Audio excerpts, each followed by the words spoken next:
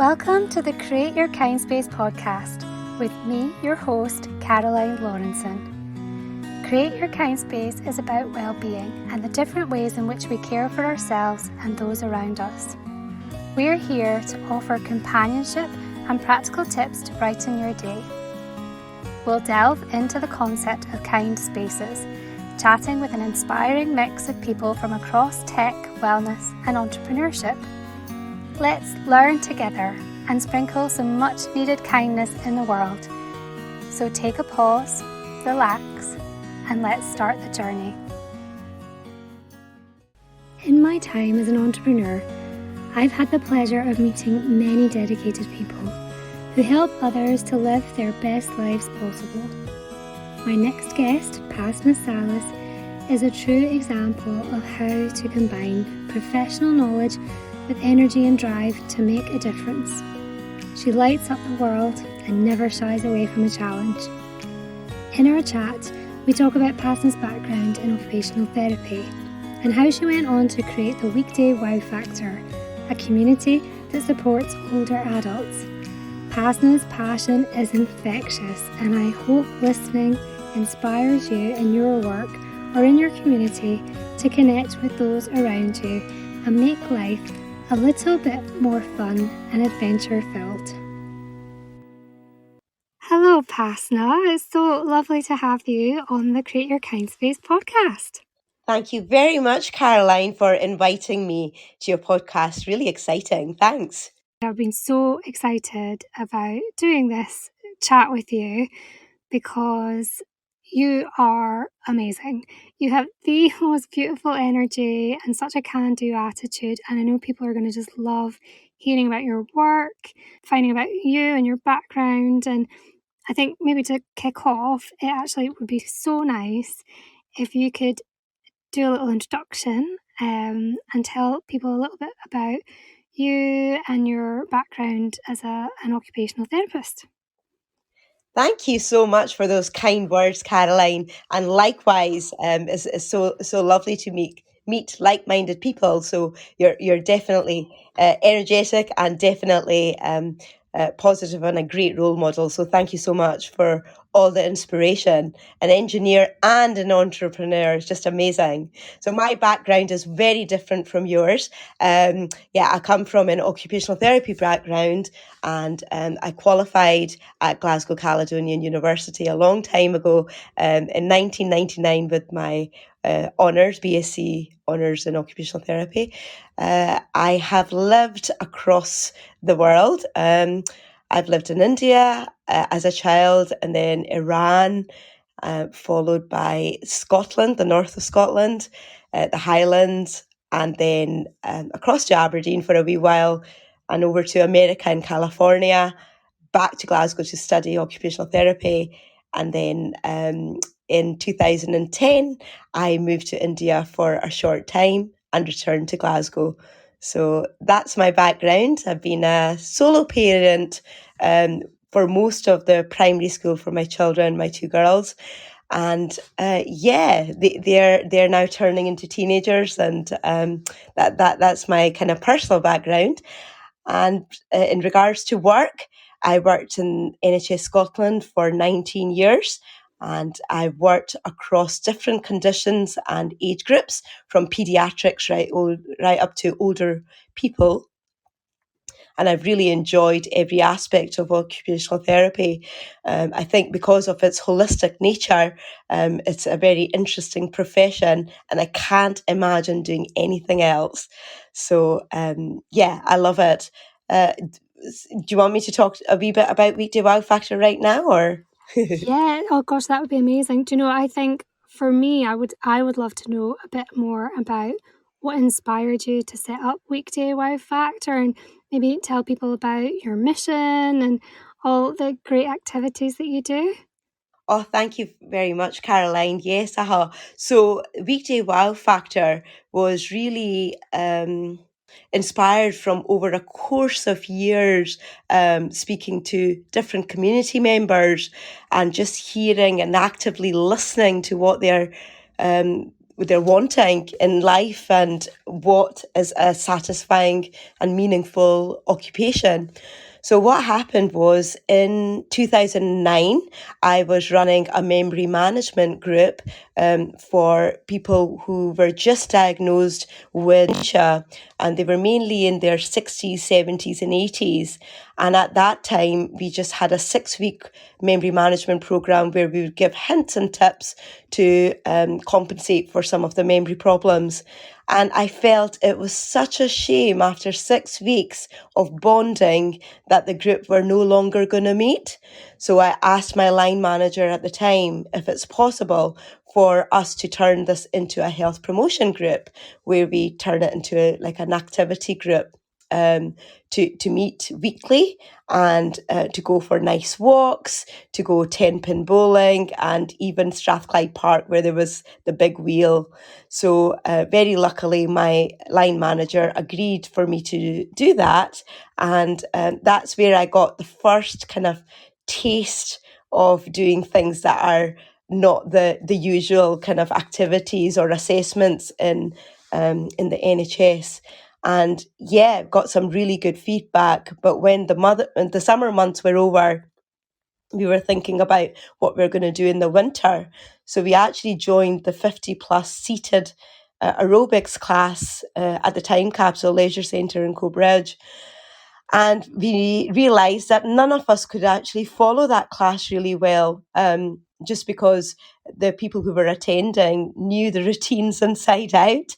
And, and so at the end of the session, I approached the leisure club manager to find out if we could tailor the classes so they fit for the person with dementia. And also just using my knowledge and skills as an occupational therapist coming from the angle of dementia as well with the aerobics instructor. So that was permitted, and we worked together, the aerobics instructor, the community members and I, to develop an aerobics class. And then occupational therapy is not occupational therapy without food and drink. So we had lunch included, and then we had a whole stream of different activities. We had badminton, table tennis, dominoes, and lots of other activities too. So this was back in 2009. So I also decided, although this is great for my client group, who were about 15 community members, it would be great to open it up to people who don't have dementia too. So it's peer-to-peer intervention and true public health kind of work. And I really relished in that. At the time of no social media, it just snowballed. And at about a year's time, we had 70 older adults coming along for gentle exercise at the start, lunch together, and then all these activities. So at that time, the Scottish Government were looking for good practice examples of dementia care because they wanted to launch their first ever national dementia strategy. So I had forwarded our evaluation that I did when my kids were toddlers, as you do in the middle of the night. So I put that report together and I submitted it. And the Scottish Government really loved the evaluation report, and they had the choice to launch the first ever national dementia strategy from Alzheimer's Scotland conference or our project. And they decided to launch it from our project, which was just mind-blowing. That's So that was amazing. definitely the height of my career in the NHS. What a privilege to launch that. And I was thinking at the time that we weren't really sure whether community members who don't have dementia would come and participate in that activity, but they really did. There was such camaraderie going on, and I found that the community working together really powerful, really incredible to see everybody come together under the umbrella of dementia. So that was my first hint of public health, and that project's still running in 2023, which is quite amazing. So and then I was working with younger people with dementia later on in my career, And during that time, it was mainly working with people in their 40s and 50s. There was this gentleman who was fairly inactive, and he had health problems. He had difficulty like reaching down to go and pick up his socks, for example. But I was trying to get him to engage in some meaningful leisure activities because his family were really concerned that he was socially isolated. Although he went for a walk around the block almost most of the time of the day, he wasn't really engaging with others. So I was going through my list of activities that I had for the NHS, and I was saying no to everything. And I was thinking there must be something. So I suddenly came up with 10-pin bowling, and I saw the glint in his eye, and I was like, Oh, yes, I got you. Right. I know that you want to play at 10-pin bowling. So he agreed to come along to 10-pin bowling with me. And the instant transformation was just incredible. So these very heavy 10-pin bowling balls that he was carrying, and he was shooting up, and he was really competitive. And I just looked round at the 10-pin bowling place, and there were all these aisles that were completely empty during the weekday. And I thought, this is such a waste of resource. You know, it's got the ambience with the music in the background, and it's a really relaxed atmosphere. And instead, we have so many older people's community groups that are like quite passive, based at tables and chairs with not a lot of physical activity. So that's where I really got the idea that I really need to have something else in the community because of this waste of resource and in places that already exist. You know, it's not like yeah, you're yeah, creating something from scratch. These activities, these leisure activities, are out there and waiting to be accessed. And occupational therapists are best placed to work with the individual person and the community, and try to adapt the leisure activities so they fit the person using them. So it was just like a win-win. And then what really nailed it was my work with some ladies who were at advanced stages of their dementia, but they were in their early 40s and early 50s. And that's where I discovered the power of music, pop music in particular. One example is a lady in her early 40s who was in a care of the elderly ward, and she had all these posters around her wall space of Duran Duran, Wham, all the 80s ones, and hundreds of CDs lying there. So I was asking her name, and she wasn't able to tell me, and she was digressing with her communication. But I noticed when we put the music on, a CD on, I was there with a student occupational therapist, and there was just that instant transformation again. yeah, Much yeah, better eye contact, smiling. She knew the words to that Duran Duran song. And I just found it really mind blowing that that was possible to to be able to engage with a person, and the person be able to express themselves as well. yeah. So at that time, I was looking for a place where this lady could go dancing, and there was another similar story of another lady as well, in the same kind of scenario in that week. So because of these two stories, they were so powerful. I did go out to see what there was. All I could find was older people's dance classes. So these ladies would have been seen as being disruptive, and they might not be able to follow the class either.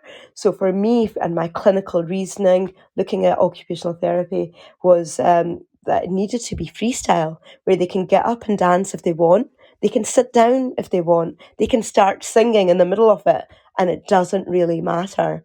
In other words, there's much more freedom and just no rules. So the only thing I could think of at the time were my student years, 20 years ago, when I used to go to the nightclubs. And that's what I did. I approached my local nightclubs that I used to attend, like the Garage and some others. And they absolutely loved the idea about giving something back to the community. But then I had to put my accessibility hat on and found the ideal nightclub, the Sanctuary nightclub on Dumbarton Road, right opposite the art galleries in Glasgow. And it was a bungalow nightclub, so it just meant there were no steps, there weren't accessibility issues, and there Yeah, was of a course. disabled toilet right off the dance floor. So that was ideal. So that's how the daytime discos began. But apart from the daytime discos, there are a whole load of people who don't like dancing, of course. So the other powerful um, leisure activity is walking. So we go on rural walks, and people go at their own pace and within their own abilities. We've been to places such as Glencoe, and at Glencoe we walked around, but we've also taken the cable cars right to the top of the mountains to breathe. And that's Yeah. really amazing for people who haven't been able to access the mountains for many years because of physical problems or anxiety. This is one way of doing it, and we found that really powerful as well. So we have foraging sessions. We go out for nature walks. We also cook in nature. We've been speedboating, zip sliding, host murder mystery lunches. So a whole bunch of wow factor activities. Many of these have been really started because community members have mentioned they've always wanted to do something, or they haven't done it for many years, Hmm. and they would like to do those. So my job really is to adapt them so that they're the right fit for older adults aged 50 and above. Oh, I just love all this. Do you know when I listen to you and I obviously follow you online on your Facebook page and stuff, I'm always so jealous. I'm always so like, that looks so much fun. I love seeing the pictures that you post and the updates about what everyone's up to. And I just think it's such a wonderful opportunity for anyone of any age. And for you to have created this space where people can gather and they can just have fun and be themselves. It's just amazing. Thank you so much, Caroline. Yeah, absolutely. So our mission is that we believe that every older adult should have right to good quality, fun, exciting leisure activities that enhance health and well-being and reduce loneliness in our communities. So yes, it's just phenomenal how many people have come, community members have come on their own and met new people and made new friends. The outcomes are just mind blowing. We've got a whole load of WhatsApp groups, depending on what activity people are interested in. But we also know that there's so many friendships that have been built in groups or between one individual and another. People are going to the theatre, they're going for walks together, they're going on holidays as well abroad together. So that's really lovely outcomes that new friends have been created. It's one of our main kind of agenda that we want to do. We want people to make new friends and feel connected to the communities.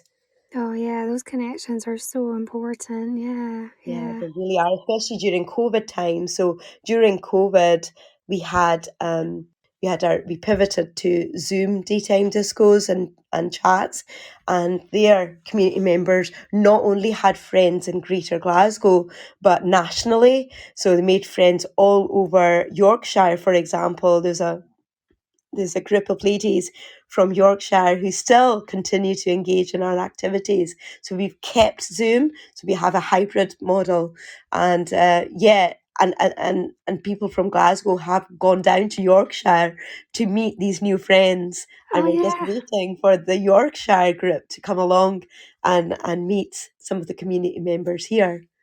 I'm so glad you mentioned the virtual Zoom adventures. That was one of the first things when we met each other that we talked about. You know, you basically taking people around the world from their sofas and their armchairs, and it inspired me to do similar things with my kids. Actually, you know, when I was homeschooling, you know, looking at, well, how can I, you know, help bring some fun even though we're all stuck at home.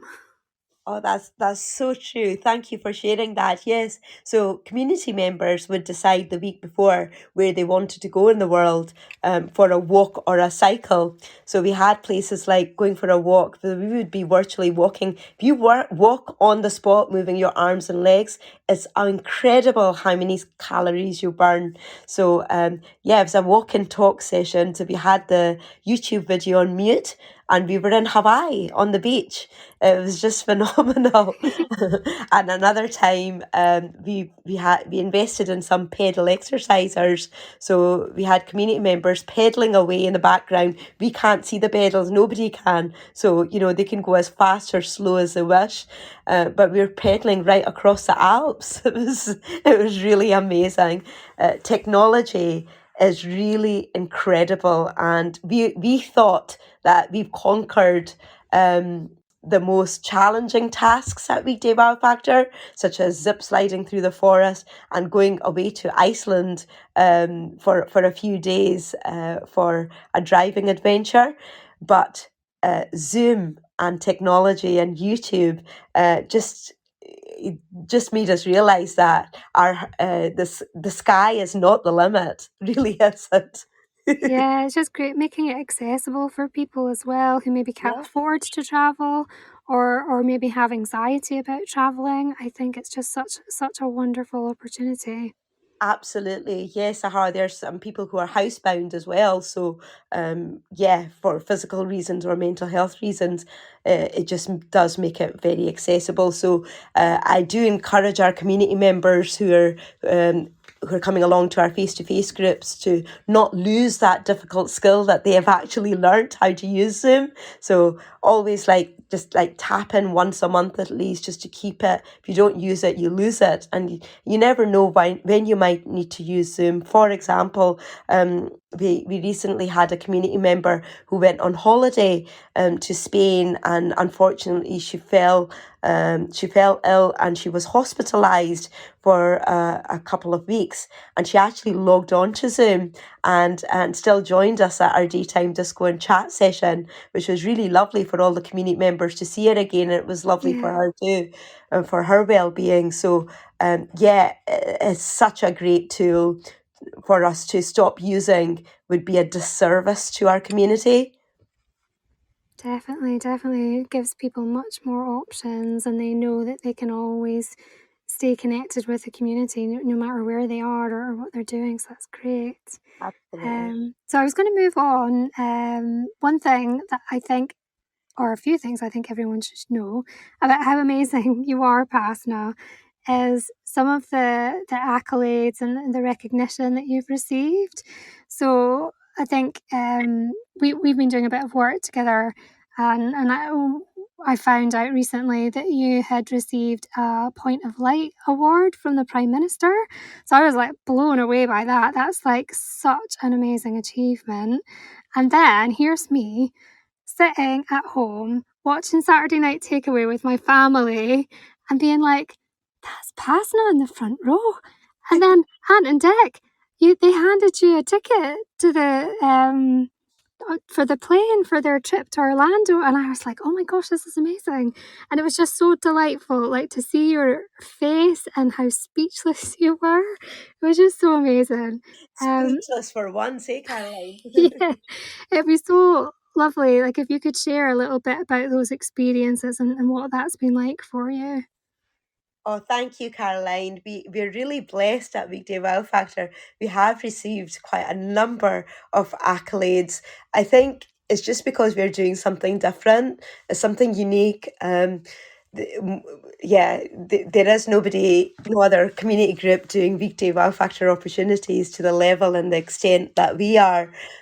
So yeah, I think it's refreshing, and it's simple things. We are not doing anything that's like rocket science. For example, we went strawberry picking last week. So I think a lot of organisations sometimes feel, oh, we're working with older people. We're not going to take them strawberry picking. That's too dangerous for their back, for example, because they're going to be bending right down and they'll have difficulty. They might fall over. They might feel dizzy. But it's really incredible, the positive risk taking So if you give people choice, and if you set the right conditions and you tell them about the risks, it's incredible what can be achieved. So and then they've got the motivation of picking the strawberries. So Mm-hmm. yeah, I think sometimes is in regards to just kind of believing in our communities and what they can do and their potential, rather than always just homing in on risk and what could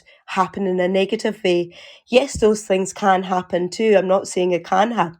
Anyone can slip, trip, fall at any time, but our job as a community group is really try to put those conditions in to minimise the risk.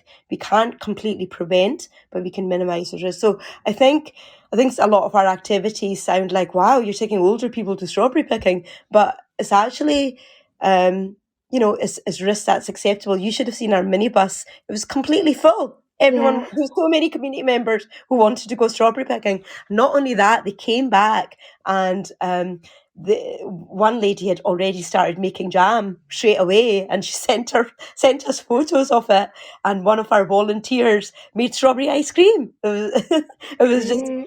it was just amazing. So yeah, the accolades are great. We are very thankful, and right from the beginning, I think we just constituted as an organisation in at the beginning of October, and by the end of October, we had BBC Breakfast News, BBC Radio Scotland, and BBC News all day on BBC News on the Saturday during their bulletins. Yeah, featured us, which was really kind. So from that and to the latest accolades, yes, we're very very grateful for that, and I'm glad that one of the big things that I'm noticing by speaking to older people is that a lot of people feel invisible in society.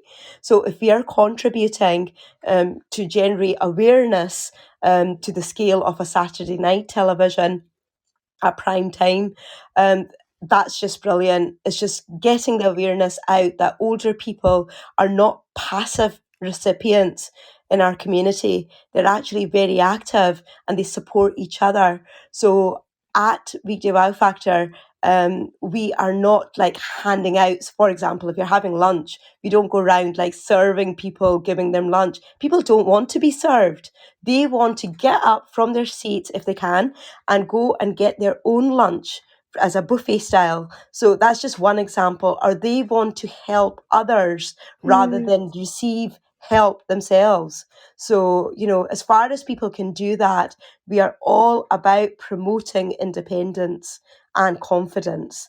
Yeah. So, yeah, the accolades were great, but I really wish that our community members could have come along with me. Oh yeah. Um, to Florida. I mean, that would just be absolutely fantastic. It's a shame that only one person from an organisation can collect these accolades. Again, going to 10 Downing Street would be amazing if we had community members with us, because they are a big part of the therapeutic tool. Because without them, it wouldn't be a community group. Yeah, So, absolutely, because they're co-designing and they're feeding in their lived experience and what's absolutely. going to be most beneficial for them. Yeah. Totally correct. Yes, they are. Like we have the other part of this is apart from working with older adults, we also have adults with learning disabilities who come to our discos, and it's just the bond is just incredible. In Glasgow, you've got that kind of like mother hen role going on. And then some of the some of the people with learning disabilities have got disinhibitions, so they sometimes kickstart the party of our Yeah. discos, and it's just incredible. And some of the older adults ask us if they're not there that week, if some of them are not there, where are they? They're really missing them. So there's true integration going on and true friendship. Oh, I love that. Yeah, you've raised some really important points there. And I know we've had discussions in the past about healthy aging and, what that means and the stigma attached to becoming older. I'm trying to remember the phrase that you use. You talk about awakening your inner child, don't you? That's right. Yes, yeah, because that really came from the disco, because it's freestyle. You move according to how your spirit wants to move. So you really have got the ultimate freedom of moving. You're not following instructions. You're doing what feels right with that beat of the music and the mood that you're in at that time, in that moment. Yes, Yeah. Oh gosh, this is so good. This is so good. So a bit more of a personal question for you. You put in so much effort behind the scenes doing all of this. I need to know, where do you get your energy from? Like honestly, I don't you're so amazing. How do you do it? Oh, thank you, Caroline. I am naturally an energized person. You either love it or hate it. My girls spend all their time telling me to not have this loud voice I have, and I just can't help my loud voice. So I think I'm just like born with it. I would like to subdue it. I must admit, some of the places that I worked in the past has not been so receptive about my Oh, big energy. It just doesn't fit in certain situations. But I think Weekday Wow Factor is a place where my energy fits. yeah, so it energizes you. Yeah, that totally makes sense. Yeah. Yeah, just this naturally energized. Oh, I love that. So I wondered if we could maybe discuss a little bit more about what it's like to work in the third sector, and specifically in this kind of more social care sort of supporting role. Um, we know there's a lot of challenges and things in the sector, but equally rewards as well, in terms of the job satisfaction that you get working as an occupational therapist. So maybe you could reflect on some of the challenges, or what your kind of views are on the sector at the moment. Yeah, absolutely. I think it's really crucial to talk about that. So thank you for this opportunity. Um, I think the third sector it's been really obvious how much of a big impact it's had during COVID times. A lot of the third sector do not deal with waiting lists. We've got an open door policy where community members can walk in, and a lot of the third sectors do not have a 9 to 5 job. They work on demand, so it's quite a phenomenal sector. But yeah, one of the big challenges is money, is resources. Mm, This is year 6 of me volunteering because of lack of funding in our sector. And to grow our sector, the money has to be placed very carefully and really thought about for the essential services. Uh, a lot of community groups and their leads really do not work the hours that they're supposed to be working, probably easily doubling it. So we are an essential sector, and uh, the public services actually rely on us yeah. uh, as well for some of their work. So yeah, it's a shame that the resources are not always there for the third sector, and the money's very tight. For example, a local funding in Glasgow, at about November time last year, they were, say, out of 100 applicants, only 12 actually won the funding. Wow. So it's very competitive. I'm sorry, that wasn't a Glasgow funding. That was actually a Scottish funding. Okay. So out of 100, only 12 throughout Scotland. So that just puts it into perspective Yeah, how so it's quite how challenging. competitive. Yeah, and we don't want to do competition in the third sector. We've all got our own jigsaw piece. We're really good at doing certain things in our jigsaw piece, and it's all about just matching up all the jigsaw pieces for the whole picture. But Mhm. unfortunately, the infrastructure is set out for third sector makes some of the organisations feel as if they're competing against the other, and which is a real shame, and it's a real missed opportunity. I think something that I would love to work on more, to see if I'm as dependent on another third sector organisation as they may be on our community group. Yeah, We need to refer people, like, for example, Weekday Wow Factor journey. Not everybody will remain in that Weekday Wow Factor journey forever. They will move on to something else.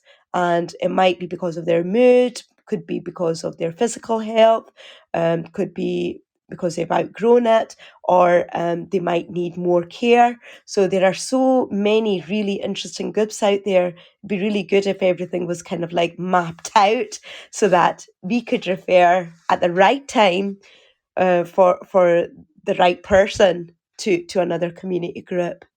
absolutely. Yeah, that totally makes sense. So, some really Mhm. important points there. Some more funding, I think, is always going to be beneficial, especially for projects like yours. And I know we've been pursuing a few opportunities, so fingers crossed that we can get some of that across the line. That would be amazing, Yeah. wouldn't it? Yes, with that lack of funding, we're really dependent on our volunteers. So we're extremely grateful for all the volunteers who help us out. Without them, Weekday Wow Factor would really struggle. And a lot of these volunteers that we have are actually community members at Weekday Wow Factor. We call them wowers, and they want to have a more active role within our organisation. So they're volunteering for us, whether it's like helping out with the sandwiches and the teas and coffees at the disco, or going and generating awareness about who we are and what we do at Mm, different stalls and occasions. amazing, amazing. So we've talked a lot about Weekday Wow Factor and things. It'd be really amazing if you could share also any other things you've got coming up or projects that you've been working on. I think I'd seen that you were working a bit more closely with people with dementia and looking at support centres and funding for that.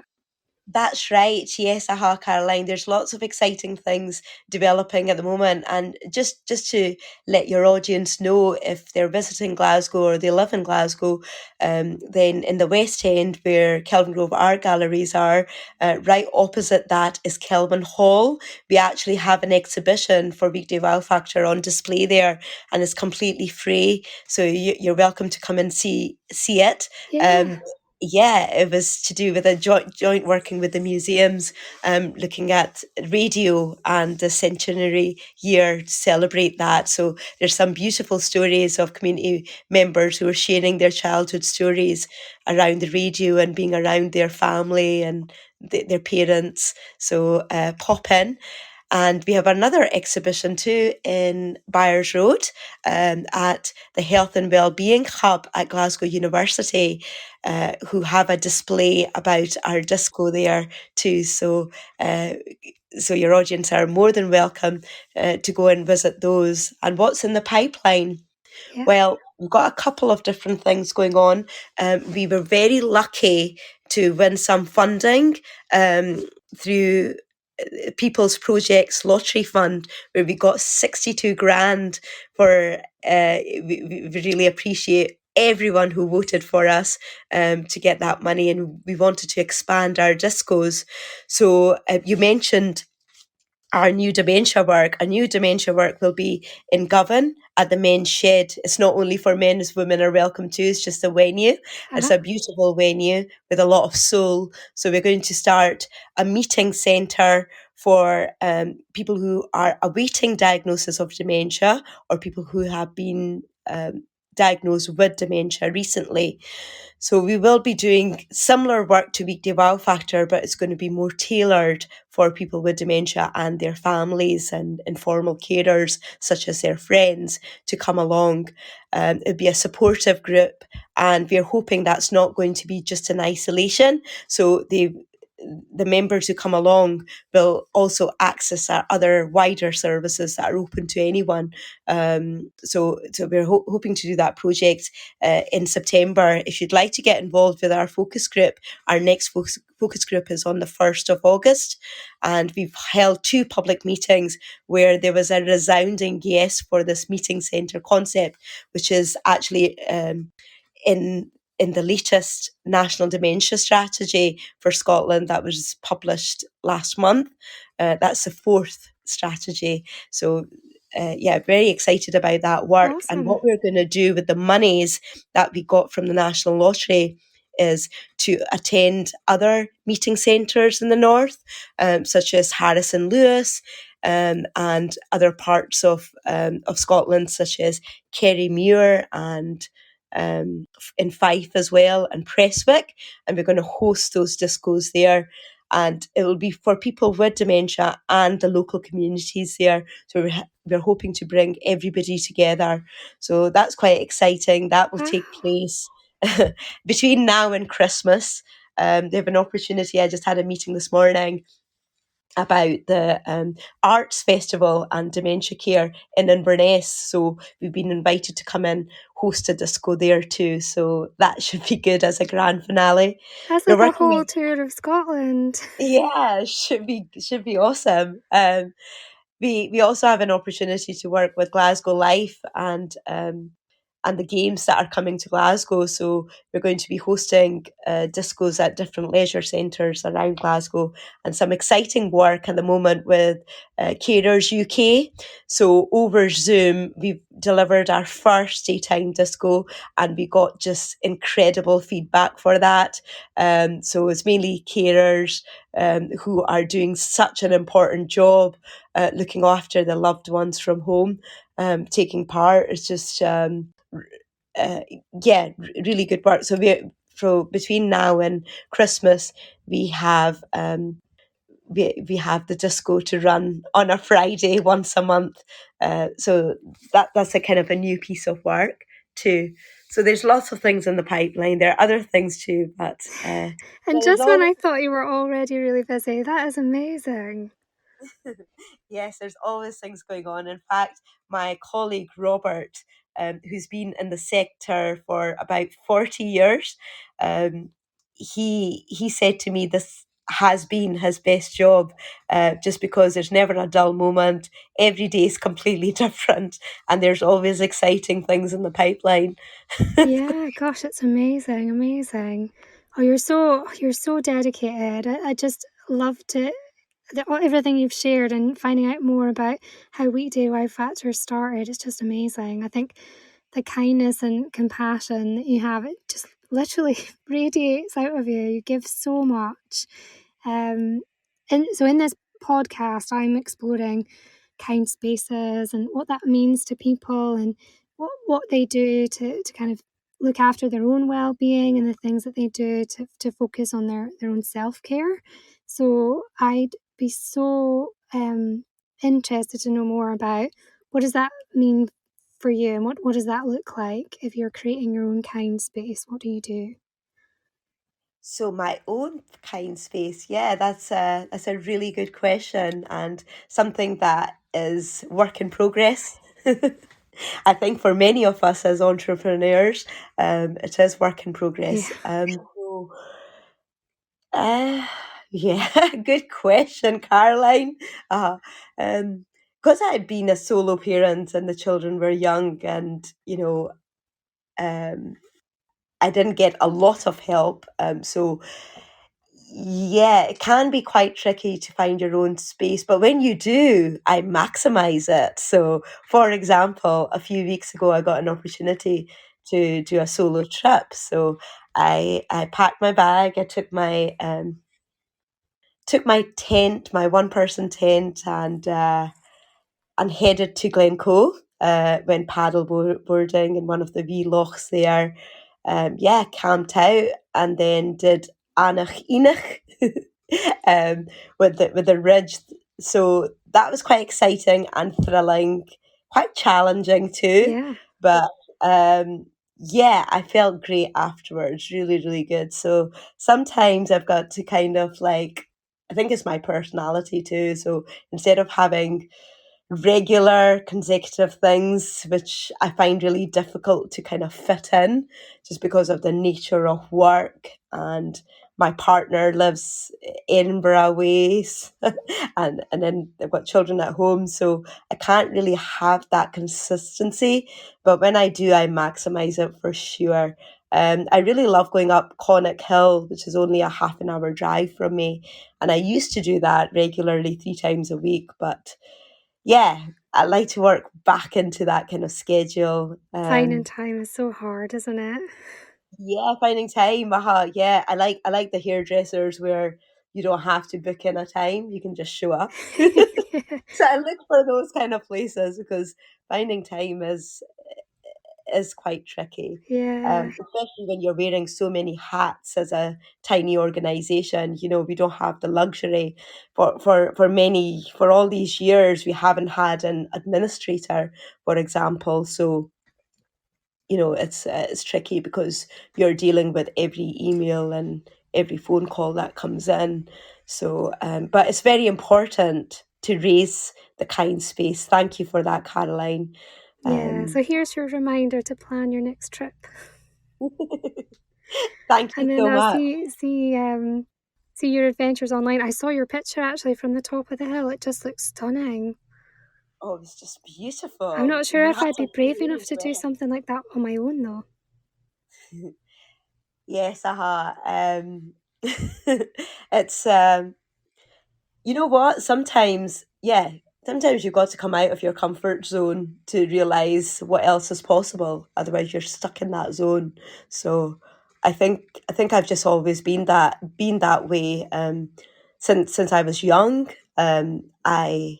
For example, I was in boarding school, and then I used to travel between two countries, India and Iran, on a flight on my own. So I think I probably got some skills from a very young age to be a little bit brave, a little bit outside the comfort zone because I've had to be. Yeah. So yeah, I don't. Yeah, I, I don't know. I like listening to people and seeing what they want to do and then shaping things around what they want to do as far as I can. Because I think that's kind of mirrors the way that I think about things. Yeah, I don't like creating a to be. sense of adventure as well. Yeah, I think life is an adventure, and so it should be. You know, we shouldn't be robotic. Um, And yeah, Weekday Wow Factor from the back end is just as adventurous as it is on the front end. Ah, Yeah, kind of mirrors both sides. oh, I love that. I love that. Mhm. So we're coming towards the end of our discussion. I can't believe it. We could just talk for ages. So do you have any other thoughts or things that you were wanting to share? We've talked about a lot. Yeah, I just want to say a massive thank you for creating this kind space. Oh, Yeah, you've let me talk freely and openly, and I really appreciate that. Thank you so much for your time. no, no problem, no problem. I really just want to help people to learn more about the opportunities that are out there, to not see technology as a scary thing, and actually, shine a light on the people that are doing all this great work as well. I think it's so important. And then with that said, where can people find you? So if people want to get in touch with you to maybe support your work or get involved in some of the activities, where will we signpost them to? Thank you, Caroline. Yes, well said. Can I just mention quickly about the technology? You were saying that, you know, to make technology more accessible. Absolutely. I'm the most technophobe person you will meet. And I was kind of like dreading it during COVID times, you know, like what are we gonna do? It just everything came to a halt. So I remember 13th of March 2020, and just straight after the Cobra meeting, there was an announcement to say that it would affect older people the most. And I remember that day having to stop the disco on the Monday in the nightclub and, you know, linking in with our WhatsApp group and noticed that video button that I've never used. And I was like, there's a video on this. We can use it. We can continue our discos. And so that's what we did. We had four people on our discos for on the Monday, which was St. Patrick's Day theme. So everybody was dressed in green, still celebrating St. Patrick's Day from their living room. But unfortunately, that's not a disco having four people. So then I looked into Skype because I'd heard of Skype. I've used Skype when I lived abroad.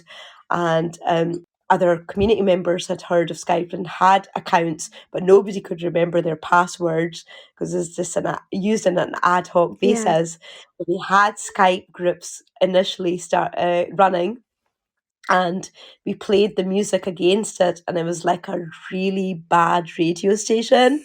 It just couldn't get that right. But it was so sweet. The community members really didn't mind.